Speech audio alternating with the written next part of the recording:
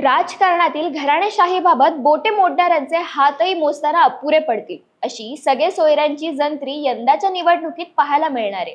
काँग्रेसमधील घराणेशाहीला नेहमीच लक्ष्य करणाऱ्या भाजपसह शिवसेना ठाकरे गट, मनसे, शिवसेना शिंदे गट, राष्ट्रवादी अजित पवार गट या पक्षांनी आतापर्यंत जाहीर केलेल्या उमेदवारांच्या यादीत एकाच कुटुंबातील 2 किंवा त्याहून अधिक जणांना उमेदवारी दिल्याचं समोर आलंय।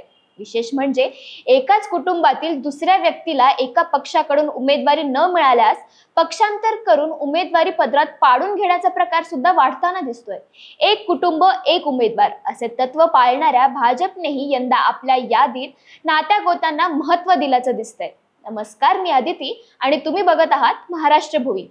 राज्यातील कोणत्या कुटुंबातून 2 किंवा त्यापेक्षा अधिक उमेदवार विधानसभा निवडणुकीच्या रिंगणात आहेत याबाबत आपण आजच्या या व्हिडिओच्या माध्यमातून चर्चा करूया। पण त्यापूर्वी तुम्ही जर चॅनलला सबस्क्राइब केलं नसेल तर आत्ताच सबस्क्राइब करून घ्या।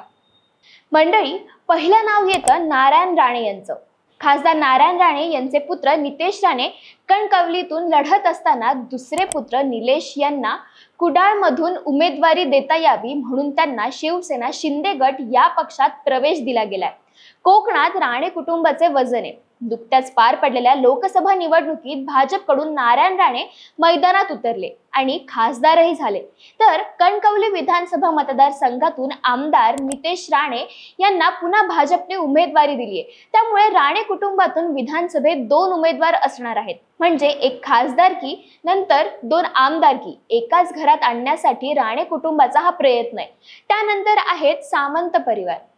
राजापूरमधून मंत्री उदय सामंत यांचे भाऊ किरण सामंतांना शिवसेना शिंदे गटाकडून विधानसभेची उमेदवारी जाहीर करण्यात आली आहे। तर रत्नागिरी विधानसभा मतदारसंघातून उदय सामंत निवडणूक लढवणार आहेत। त्यामुळे या निवडणुकीत सामंत बंधू निवडणुकीच्या रिंगणात उतरल्याचे दिसते। पुढचं आणि महत्त्वाचं नाव म्हणजे यंदाच्या विधानसभा निवडणुकीचा चर्चेचा विषय, ते नाव आहे ठाकरे कुटुंबीय। ठाकरे कुटुंबातून आता आदित्य ठाकरे यांचे मावस भाऊ असणारे वरुण सरदेसाई यंदा निवडणुकीच्या रिंगणात असणार आहेत। वांद्रे पूर्व मतदारसंघातून वरुण सरदेसाई यांना उमेदवारी जाहीर करण्यात आली आहे। आदित्य ठाकरे यांच्यानंतर अमित यांच्या रूपाने ठाकरे कुटुंबातील दुसरी व्यक्ती थेट निवडणुकीच्या रिंगणात उतरणार आहे। माहीम विधानसभा मतदारसंघातून अमित ठाकरे निवडणूक लढवणार आहेत। या यादीत भाजपचे शेलार कुटुंबीयही मागे नाही। भाजप नेते आशिष शेलार यांचे बंधू मलाड पश्चिम मधून निवडणूक लढवणार आहेत। त्यांना भारतीय जनता पक्षाने उमेदवारी जाहीर केली आहे। त्याचबरोबर स्वतः आशिष शेलार सुद्धा विधानसभा निवडणुकीच्या आखाड्यात असणार आहेत।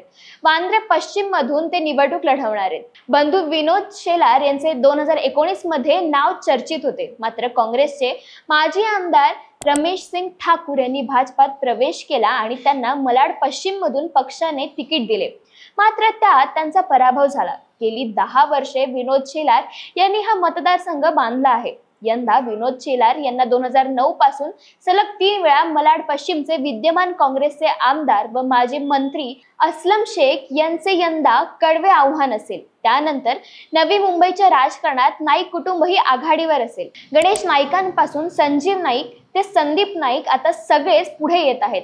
गणेश नाईक हे भाजपचे विद्यमान आमदार आहेत। ते पुन्हा ऐरोली मतदारसंघातून निवडणूक लढवणार आहेत। संजीव नाईक हे ठाण्याचे खासदार आहेत, तर संदीप नाईक यांना बेलापूर मतदारसंघातून भाजपची उमेदवारी न मिळाल्याने त्यांनी आता राष्ट्रवादी काँग्रेस शरदचंद्र पवार गटाकडून उमेदवारी मिळवली आहे। त्यामुळे नाईक कुटुंबातून बाप आणि लेक दोघेही या निवडणुकीच्या रिंगणात असणार आहेत। मंडळी, नाशिकचे राजकीय वर्तुळ छगन भुजबळ यांच्याशिवाय पूर्ण होत नाही। छगन भुजबळ हे मंत्री आणि येवला मतदारसंघाचे आमदार आहेत। यावेळी ते पुन्हा निवडणूक लढवणार आहेत। त्यांचे पुत्र पंकज भुजबळ यांना विधान परिषदेवर संधी मिळाली आहे, तर समीर भुजबळ यंदा निवडणूक लढवण्यासाठी इच्छुक आहेत। भुजबळांनी यंदाही कंबर कसलेली दिसतीये। विधानसभा निवडणुकीत महाविकास आघाडीकडे अनेकांचे लक्ष लागले। त्याचबरोबर युती विरुद्ध आघाडी या मोठ्या उत्सुकतेचा विषय आहे। हीच उत्सुकता आता पंडित कुटुंबातही पाहावयास मिळते। गेवराई विधानसभा मतदारसंघाची जागा महाविकास आघाडीकडून शिवसेना ठाकरे गटाने मिळवली आहे। पहिल्या यादीत बदामराव पंडित यांचे नाव घेत त्यांना उमेदवारी जाहीर करण्यात आली, तर दुसऱ्या बाजूला महायुतीकडून बदामराव यांचे पुतणे विजयसिंग पंडित उमेदवारीसाठी प्रयत्न करत आहेत। जर त्यांना उमेदवारी मिळाली तर काका पुतण्या अशी लढत होऊ शकते। सध्या तरी या मतदारसंघात उमेदवारीवरून ट्विस्ट पाहायला मिळतोय।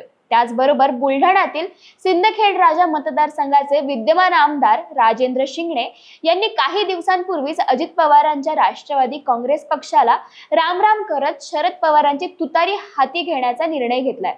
पण आता राजेंद्र शिंगणे आल्यामुळे त्यांचीच पुतणी नाराज झाली असून अजित पवारांची भेट घेतल्याची चर्चा सुरू झाली आहे। गायत्री शिंगणे अजित पवारांच्या राष्ट्रवादीकडून राजेंद्र शिंगणे यांच्या विरोधात लढण्यासाठी इच्छुक असल्याचीही माहिती मिळतीये।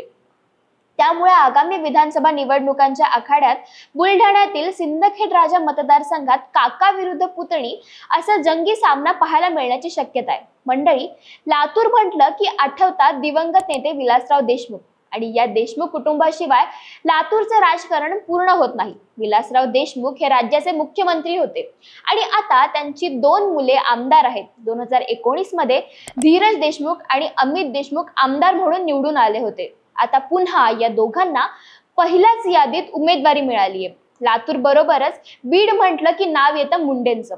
बीडचं राजकारण तर मुंडे परिवारातच खेळतंय। बीड जिल्ह्यातील राजकारणावर मुंडे घराण्याचे वर्चस्व आहे। लोकसभेत प्रीतम मुंडे यांचे तिकीट कापून पंकजा मुंडे यांना उमेदवारी देण्यात आली होती। मात्र पंकजा मुंडे यांना बीड लोकसभा मतदारसंघातून पराभव स्वीकारावा लागला होता। यानंतर त्यांची विधान परिषदेवर पंकजा यांची वर्णी लागली। आता राष्ट्रवादी काँग्रेस अजित पवार यांच्या पक्षातून परळीमधून धनंजय मुंडे निवडणूक लढवणार आहेत। शेवटचं आणि सगळ्यात महत्त्वाचं घराणं आहे शरद पवारांचं। आता बारामती हा पवारांचा बालेकिल्ला, तिथे पवार विरुद्ध पवार असा सामना रंगणार आहे। राष्ट्रवादी पक्ष फुटीनंतर बदललेल्या समीकरणामुळे युगेंद्र पवार विरुद्ध अजित पवार असा सामना होणार आहे। तर पवार घराण्यातून कर्जत जामखेड मतदारसंघातून रोहित पवार हे निवडणुकीच्या रिंगणात आहेत। त्यामुळे पवार घराण्यातून 3 उमेदवार विधानसभा लढवणार आहेत। महाविकास आघाडी असो किंवा महायुती, यंदा घराणेशाहीला दोघांनी सुद्धा प्राधान्य दिल्याचं दिसतंय।